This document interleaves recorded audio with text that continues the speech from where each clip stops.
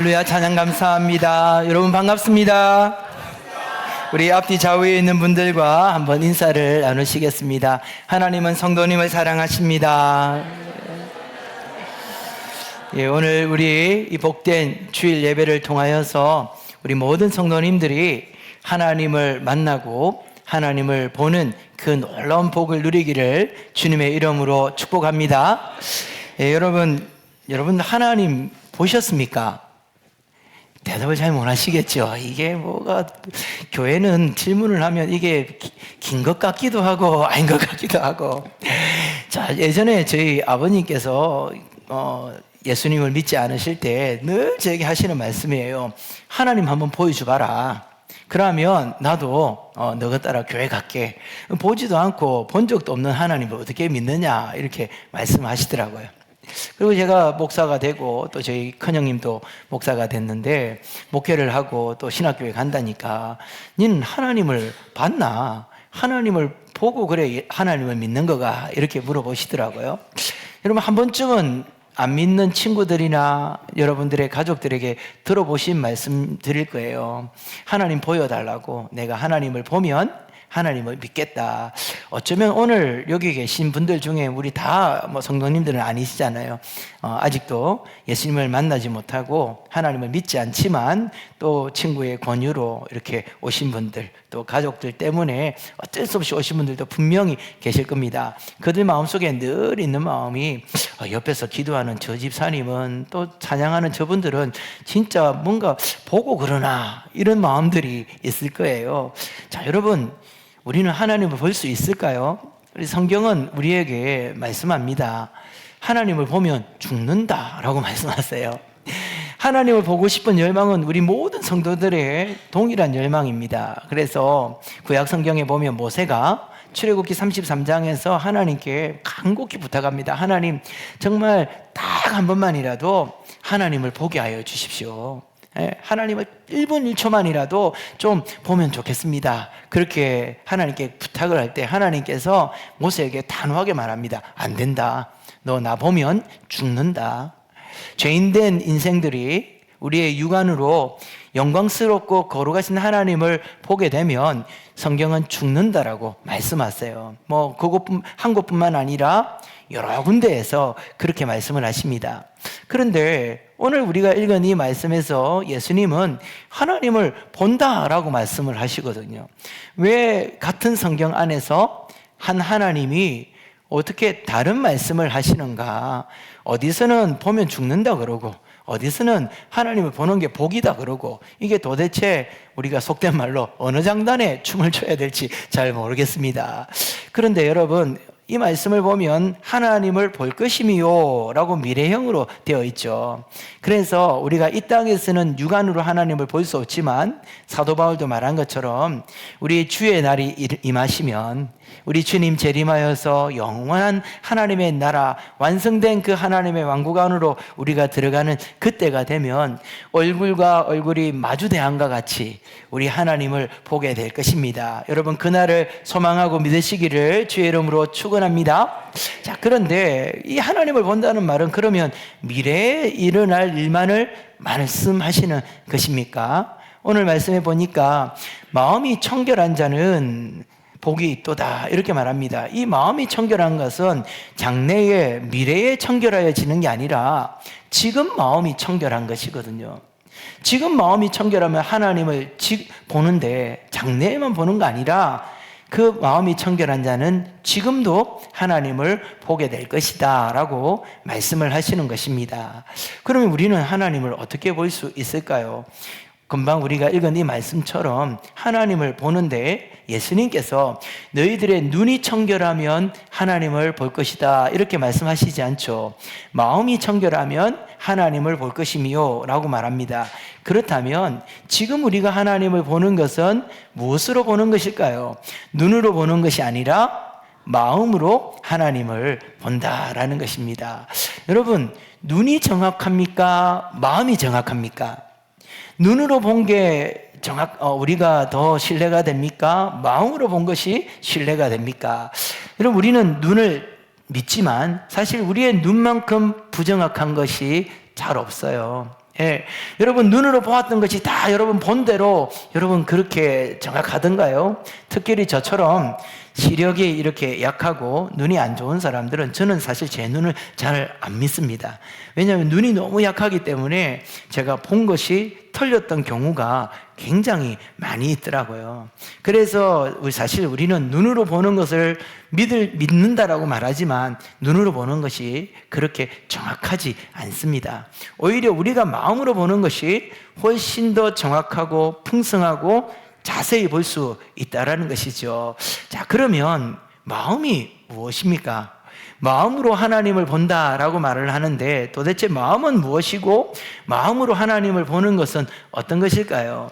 자, 여러분 손을 한번 이렇게 들어보십시오. 이 손가락을 탁 이렇게 해가지고 목사가 되면 정말 좋은 게 있잖아요. 시키면 시킨 대로 다 해요, 성도들이. 자, 손을 들어서 제가 여러분들의 마음이 어디 있는지 제가 하나, 둘, 셋 하면 보시기를 바랍니다. 하나, 둘, 셋. 예, 어떤 분은 여기를 가르치고, 어떤 분은 여기를 가르치는 분은 뭐예요? 대체적으로 우리 한국 사람들은 마음을 여기에 있다고 보거든요. 근데 서양 사람들은 마음은 여기에 있다고 생각을 해요. 그럼 유대인들은 마음이 어디 있다고 생각을 할까요? 유대인들은 마음이 배에 있다라고 생각해요. 그래서 우리 성도님들 중에 갈수록 배가 불러오시는 분들이 있으시죠. 마음이 풍성해지시는 겁니다. 너무 그거 빼려고 애쓰지 않으셔도 됩니다. 여러분, 사실 왜 민족마다, 나라마다, 사람들마다 마음에 대한 생각이 다를까요? 마음이라는 게 우리가 생각하는 것처럼 하나로 정의될 수 없는 것이기 때문입니다. 우리나라 사람들은, 우리 한국 사람들은 대체적으로 마음하면 비슷한 말로 기분이나 감정을 생각합니다. 그죠? 그래서 마음이 상했다, 이 말은 기분 상했다라는 말이에요. 예, 마음이 슬프다, 감정이 슬퍼진다라는 것이거든요. 그런데 서양 사람들은 마음을 생각이라고 생각합니다. 지성이 마음이다라고 생각하죠. 그래서 깨닫는 것, 예, 마음으로 깨달았다, 뭔가의 진리를, 어떤 진실을 깨달은 것을 마음의 기능이라고 생각을 해요. 근데 유대인들은, 특히 예수님께서 이 말씀을 하실 때 마음이라는 것은 이 모든 것들을 포함하는 겁니다. 마음의 기능은 어떤 진실을, 진리를 깨닫게 합니다. 그리고 그 깨달은 것이 우리가 흔히 말하는 마음, 이 감정에 들어와서 기쁘게 하거나 또는 슬프게도 하고, 그리고 이것이 우리의 어떤 감정을 움직이죠. 그리고 나면 우리가 마음으로 기뻐하는 것, 또 마음으로 좋아하게 되어진 이것을 순종하여서 행동으로, 의지적으로 결단하여 행동으로 나타냅니다. 그래서 이 모든 것들, 깨닫고 느끼고 순종하여 행동하게 하는 이 모든 것들이 사실은 마음의 기능입니다. 그러면 하나님을 마음으로 본다라는 것은 어떤 것을 말하는 것일까요? 설명이 사실 조금 어렵습니다. 그런데 이 설명을 정말 가장 잘 표현하고 정말 너무나도 정확하고 풍성하게 설명한 찬송시가 하나 있어요. 여러분이 잘 아는 송명희 시인의 나라는 찬양이에요. 그래서 1부 때는 우리가 부르지 않았는데 2부 때는 이 찬송을 다 같이 한번 불러보면 좋겠습니다. 우리 나라는 찬송 우리 함께 찬양하겠습니다. 한번 부르고 말씀을 계속해서 이어나가겠습니다.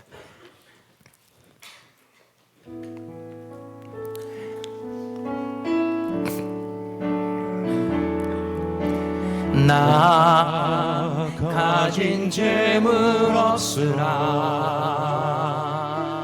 나 남이 가진 지식 없으나,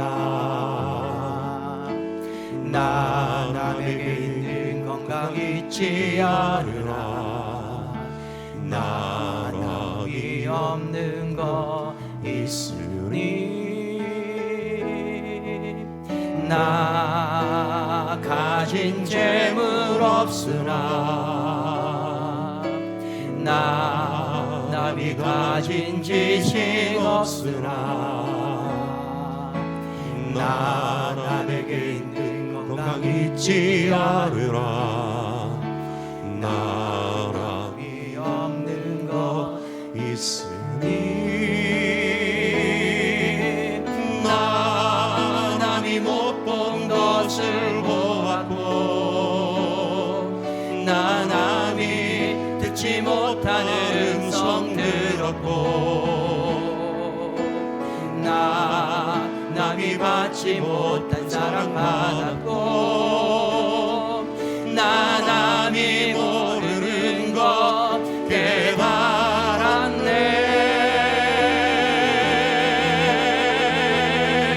공평하신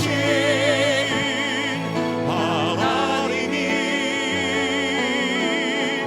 나 남이 가진 건 나 없지만 공평하신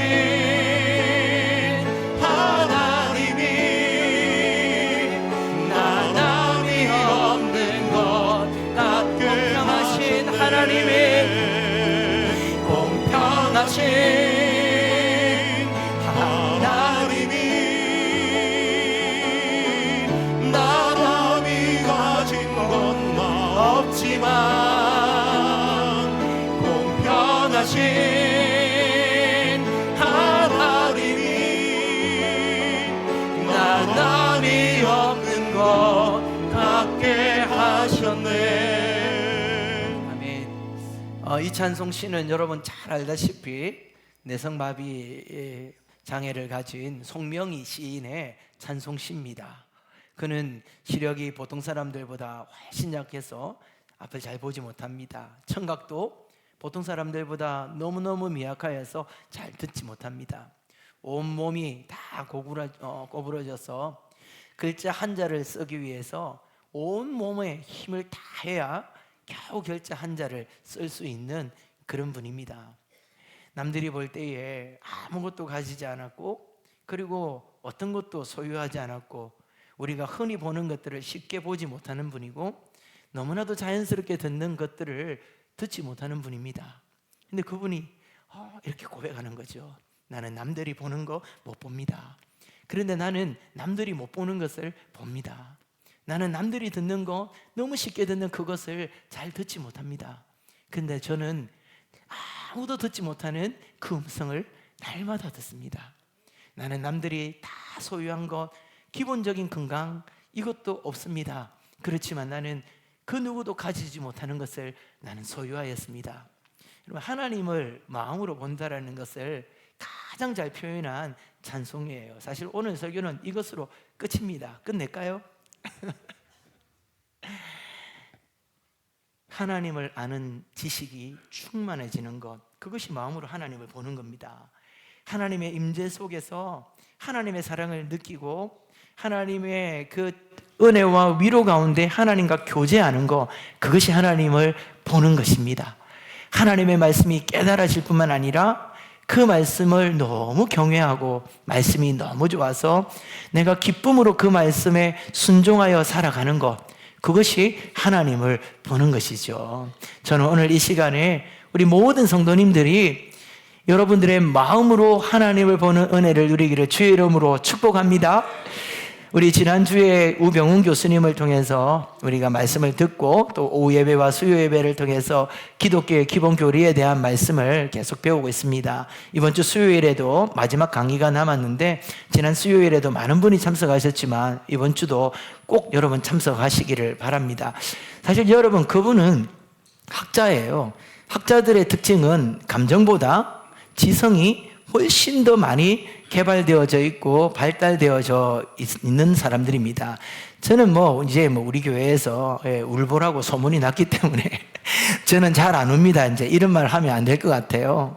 그런데 그분은 늘 머리를 사용하고 따지고 객관적으로 논리적으로 공부를 하시는, 학문을 하시는 그런 학자예요. 근데 지난 주일 예배를 드리는데 저와 함께 이게 준비석에 앉는데 앉자마자 이분이 눈물을 흘리기 시작하는 거예요. 보신 분들도 있을 겁니다. 찬송을 하는데 계속 눈물을 흘리시더라고요. 주체를 못 하시는 것 같아요. 끝나고 나서 저한테 이렇게 말합니다. 목사님, 너무 놀라워요.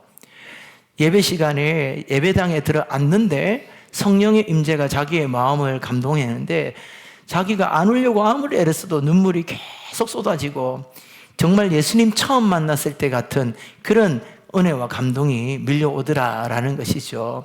여러분, 하나님을 만난다라는 것은 바로 그런 것입니다. 우리 성도님들 중에도 예배 가운데 정말 눈물을 흘리면서 말씀을 듣고 찬송을 할 때 얼굴을 보면 정말 하나님을 만난 것이 분명하듯이 얼굴이 환하게 되어서 하나님을 찬양하는 분들이 계세요. 여러분, 다른 사람들은 모르지만 그 사람들은 알죠. 나는 하나님을 보고 있다라는 거. 그래서 송명희 시인이 다른 시에서 그렇게 말합니다. 그 하나님의 그 사랑이, 내가 하나님을 보았던 그 나의 경험이 이제 나에게 하나님과 나 사이에 비밀이 되었습니다. 여러분, 그런 비밀 하나쯤은 다 가지고 살아가고 있지 않습니까? 우리가 하나님을 마음으로 본다라는 것은 바로 그러한 것입니다. 저는 오늘 이 시간에도, 지금 이 순간에도 하나님을 보고 있는 분들이 계세요. 오늘 이 예배를 통해서 우리 모든 성도들이 살아계신 참 하나님, 그리고 사랑과 긍휼과 자비가 풍성한 하나님을 만나시는 그 하늘의 복을 누리시기를 주의 이름으로 축복합니다. 자, 그러면 어떻게 우리가 하나님을 마음으로 볼 수 있을까요? 오늘 우리가 읽은 이 말씀해 보니까 예수님께서 우리에게 마음이 청결한 자가 복되도다. 왜냐하면 그는 하나님을 볼 것이기 때문에 라고 말합니다. 마음의 청결이라는 것은 어떤 것을 말합니까? 마음이 청결해야 하나님을 보고, 마음을 청결하면 하나님을 반드시 본다라고 약속하셨거든요. 이 청결함이라는 단어는 우리가 알듯이 순전하고 순수하고 깨끗하고 흠이 없는 마음을 말하는 것입니다. 일반적으로 우리가 생각하는 그 의미 그대로입니다. 그런데 성경에서는 조금 더 이것을 구체적으로, 또 하나님에 대한 우리의 마음의 청결함을 이렇게 표현하세요. 첫 번째로는 두 마음을 품지 않고 한 마음으로 하나님만 사랑하는 것입니다. 제가 여기에 만이라는 글자를 빼먹은 것 같아요. 한 마음으로 하나님만을 사랑하는 것이 청결한 마음을 가진 자의 마음입니다. 레위기를 보면 우리가 좀 이해가 되지 않는 부분들이 좀 있어요. 특별히 레위기에 보면 이런 말씀이 있습니다. 육축을 교배할 때에 종류가 다른 것을 교배하지 마라. 근데 오늘날 많이 그렇게 하고 있죠. 우리 인간들은 하나님이 하지 말라는 것만 골라서 하는 게 인간인 것 같아요. 육축을 교배할 때에 서로 종류가 다른 거, 종이 다른 거 교배하지 마라. 그리고 밭에 씨를 뿌릴 때에 두 종류의 씨앗을 한 밭에 뿌리지 마라 라고 말합니다. 그것은 부정한 것이다. 부정함이란 청결함의 반대 개념이죠. 부정한 게 뭐냐? 더러운 것, 물론 그것도 부정합니다. 그러나 더럽지 않더라도 섞이고 혼합되어지는 것을 성경은 부정합니다 라고 말하는 것이죠. 그래서 여러분, 비빔밥은 부정한 밥입니다. 다 섞여 있잖아요. 그러나 예수의 피로 비빔밥도 정결케 되었음을 믿으시고 맛있게 드시기를 바랍니다. 두 마음을 품는 것, 그게 부정함이라는 거죠. 우리의 마음의 밭에 하나님을 사랑하는 마음의 씨앗과 세상을 사랑하는 마음의 씨앗을 같이 뿌리면 우리 마음이 부정해진다라는 거예요. 야고보서에서도 야고보 사도가 말합니다. 두 마음을 품는 것은 정한 마음이 아니다. 오로지 한 마음으로 하나님을 사랑하고 섬겨라 라고 말합니다. 예수님께서도 말씀하셨죠. 하나님과 재물을 겸하여서 섬기지 못한다. 부정함, 불결함은 다른 것이 아니라 두 마음을 품고 하나님만을 사랑하는 것이 아니라 하나님을 너무너무 사랑하지만 그러나 다른 것도 함께 사랑하는 것이 바로 부정함이라는 거예요. 우리는 이렇게 고백할 수 있습니다. 하나님, 내가 하나님을 사랑하는 것은 제일로 사랑합니다. 하나님을 제일 사랑합니다. 그러나 제2는 내가 돈을 사랑합니다. 그래서 하나님은 제1에 놓고 제2에 돈을 놓고 이거 괜찮다고 생각하잖아요. 하나님은 그렇게 말하지 않습니다. 언제든지 제 두 번째 있는 제2가 첫 번째 있는 하나님을 따돌릴 수 있는 위험성을 있다라는 거 우리가 잘 알잖아요. 하나님은 말합니다. 하나님만 사랑해라. 여러분들, 우리 여기 있는 여성분들이 여러분들의 남편이 어느 날 고백합니다. 여보, 내가 자기를 얼마나 사랑하는 줄 아나? 저 하늘에 있는 별들만큼 내가 너무너무 사랑해. 저 셀 수 없는 별만큼 내가 자기를 사랑해. 그런데 내가 그 별, 수없이 많은 별 중에 딱 하나는 내가 다른 여자를 사랑해. 여러분 용납할 수 있겠습니까? 여기 계신 여성분들. 하늘의 은하수만큼 나를 사랑하지만 별 하나만큼은 다른 여자를 품고 있다. 여러분, 이게 가능한 겁니까? 이걸 우리가 뭐라 그러죠? 간음이라 그럽니다. 이걸 우리가 불륜이라 그러는 것이죠. 예. 사랑은, 청결하고 정결한 사랑은 오로지 한 마음으로 한 하나님만 사랑하는 것, 한 여인만, 한 남자만 사랑하는 것이 청결한 사랑이라는 것이죠. 그래서 예수님이 말하는 겁니다. 마음에 두 마음을 품는 것은 부정한 것이다. 하나님을 사랑하는 마음은 오로지 한 마음이어야 한다라고 말씀을 합니다. 그러면 우리가 생각할 때에 예수 믿는 사람들은 뭐 돈도 벌지 말고 부자가 되면 안 됩니까? 라고 물어보실 수 있어요. 여러분, 돈을 사랑하지 말라 그랬지 돈을 벌지 말라고 하지 않으셨어요. 성경에는 엄청나게 많은 부자들이 나옵니다. 아브라함이 얼마나 부자였는 줄 아십니까? 집에 사병을 거느리고 있는 사람이었어요. 조카 롯이 잡혀갔을 때 다른 데 군사를 요청하지 않습니다. 자기 집에 있는 사병 데리고 가가지고 자기 조카를 구원해 오거든요. 이삭도 야곱도 얼마나 부자인지 모릅니다. 신약 성경에도 보면요, 사도 바울이 전도하는 것을 물질적으로 돕고 도와주고 후원해주는 부자들이 굉장히 많았어요. 그 부자들과 세상 부자들의 차이는 무엇일까요? 이 세상의 부자, 하나님과 재물을 겸하여 섬기고 때로는 하나님보다 재물을 더 사랑하고 때로는 하나님은 믿지 않고 재물만 사랑하는 부자들의 특징은 이 재물이 목표고 재물을 추구하고 재물을 모으는 것이 인생의 꿈이라는 거예요. 그래서 재물을 모으기 위해서 하나님을 이용하기도 합니다. 우리는 아닌 것 같지만 여러분, 우리의 어떤 마음속에는요 이런 마음도 있어요. 내가 하나님 열심히 믿으면 하나님께서 물질의 복 주시겠지. 내가 교회 봉사 열심히 하고 전도 열심히 하면 하나님께서 부자 되게 해주겠지. 그게 여러분 순전한 마음인 것 같지만 여러분, 그 마음은 뭐냐면 하나님을 이용해 먹는 겁니다. 진짜 목표가 어디 있어요? 내가 돈 많이 벌고 물질의 축복받는 거. 그런데 한 마음으로 하나님을 섬긴다라는 것은 어떤 것일까요? 우리에게 재물이 주어지고 또 여러분들에게, 우리 청소년들과 청년들에게는 재능이 주어져서 그것을 가지고 다른 사람들보다 더 많은 돈과 더 많은 재능이 있다. 이것은 선물로 여기는 거예요. 그걸 추구하는 게 아니라 하나님께서 선물로 주시는 것입니다. 그래서 내가 남들보다 소유가 많고 남들보다 공부를 잘하고 음악을 잘하고 무언가를 잘한다. 그건 여러분 사명이에요. 하나님께서 다른 사람들을 섬기는 도구로 남들보다 더 많은 여분의 물질을 주시고 남들보다 더 뛰어난 머리를 주셔서 공부를 잘하게 하시고 음악적으로 또 미술적으로 뭐 체육이나 모든 재능에 남들보다 뛰어나게 해주신 것, 그것은 섬김과 봉사의 도구로서, 사명의 도구로서 우리에게 주신 것이죠. 그러면 목사님, 하나님을 사랑하면 돼. 아내도 사랑하고 남편도 사랑하고 가족들도 사랑해야 되잖아요. 예, 맞습니다. 그런데 그걸 어떻게 사랑해야 되느냐? 하나님 안에서 하나님을 사랑하는 마음으로 가족을 사랑하는 거예요.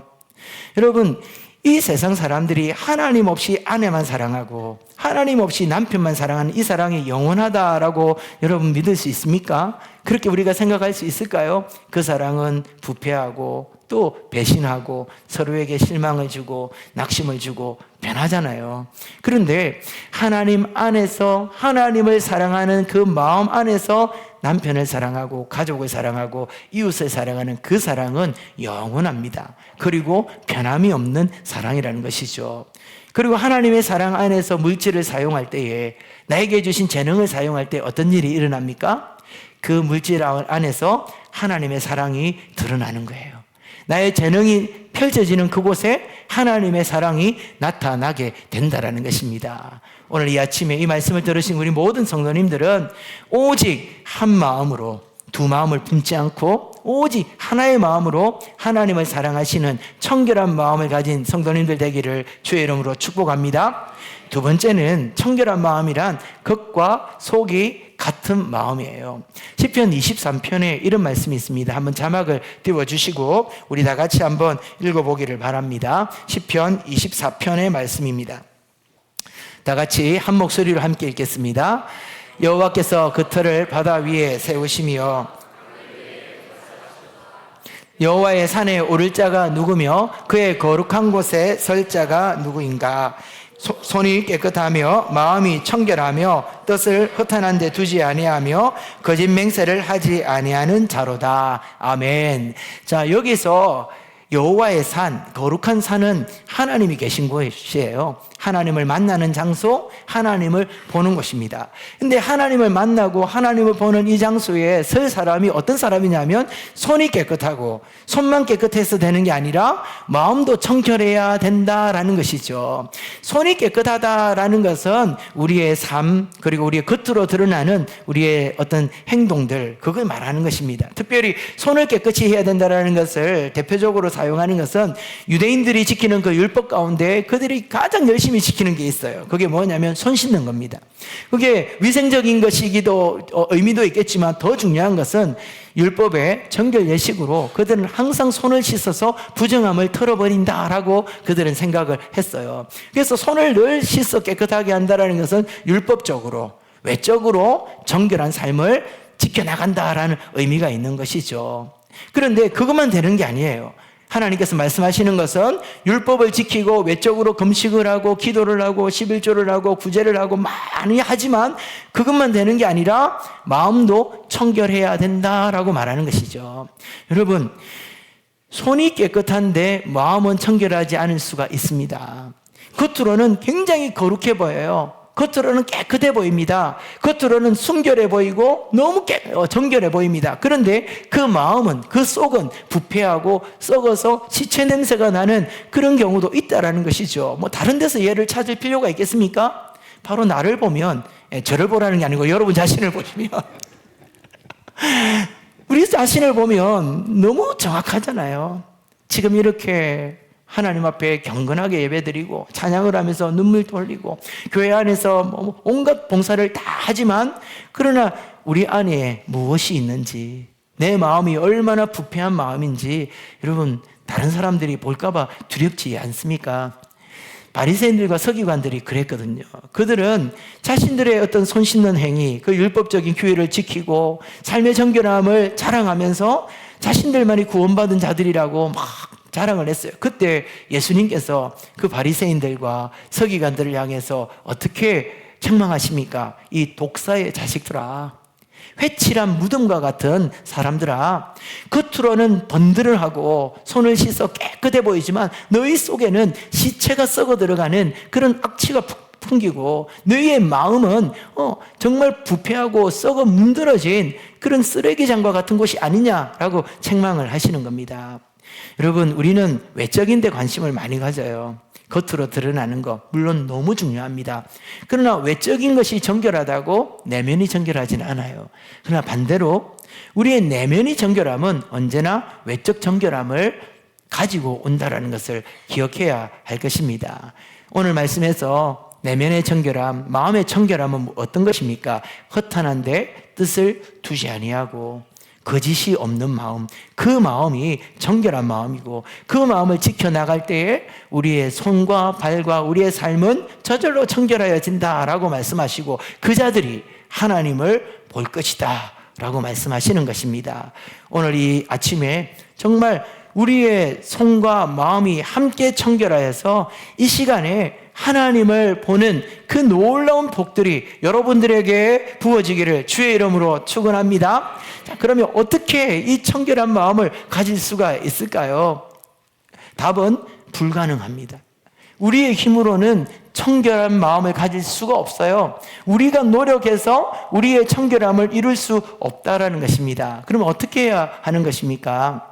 그럼 우리가 지금 팔복에 대한 말씀을 나누고 있습니다. 그래서 1복부터 나누어서 6복까지 왔는데 여러분 이 팔복을 보면 앞에 4개와 뒤에 4개가 쌍을 이루고 있다라는 것을 여러분들이 알 수 있을 겁니다. 그것에 대해서는 제가 마지막 날 8번째 복을 나눌 때 여러분들에게 설명을 드릴게요. 그래서 1복은 5복과 관계가 있고 두 번째 복은 오늘 우리가 나눈 6번째 복과 관계가 있어요. 두 번째 복이 뭡니까? 애통하는 자는 복이 있나니 그들만이 위로를 받을 것이며, 애통함이라는 어떤 거예요? 내가 나 스스로를 구원할 수 있는 의가 없는 것 때문에 슬퍼하는 겁니다. 내가 지은 죄 때문에, 그 죄 때문에 너무 슬퍼서 내 창자가 끊어질 것 같은 고통을 느낄 만큼 슬퍼하는 것이 애통함이에요. 근데 그 애통한 자에게 하나님이 위로를 주시지만, 이 애통한 자에게 그 애통함의 결과로 우리의 마음이 어떻게 되어지냐면 청결해지는 것입니다. 우리가 마음을 청결하게 해야지, 깨끗한 마음 가져야지, 내가 정하게 살아야지 한다고 되는 게 아니에요. 우리 마음에는, 여러분 그것을 기억해야 합니다. 어떤 경우에도 조금의 가능성도 우리 스스로 청결해질 수 있는 근거가 없다라는 거예요. 그래서 슬퍼하는 겁니다. 그래서 애통해하는 겁니다. 그래서 죄 때문에 고통하며 슬퍼하며 하나님 앞에 엎드려 울 때에 그 눈물이 우리의 마음을 씻겨내리고, 그 슬퍼하는 마음, 애통하는 마음이 우리의 마음을 청결케 하여서 청결한 마음이 이루어진다라는 것이죠. 그래서 청결한 마음은 애통함의 결과로 주어지죠. 애통한 자가 받는 복이 무엇이었습니까? 위로를 얻는 거라 했잖아요. 나의 의가 없고 내 죄 때문에 감히 하나님을 바라볼 수 없어서 슬퍼하는 자에게 주어지는 가장 큰 위로는 무엇일까요? 하나님을 보는 것이죠. 하나님을 보고 하나님을 느끼고 하나님을 알게 되어지고 하나님의 말씀을 받는 그것보다 애통하는 자에게 주어지는 더 큰 위로는 없을 것입니다. 그리고 다윗은 이렇게 고백합니다. 시편 51편 말씀 우리 한번 또 더 자막을 통해 읽겠습니다.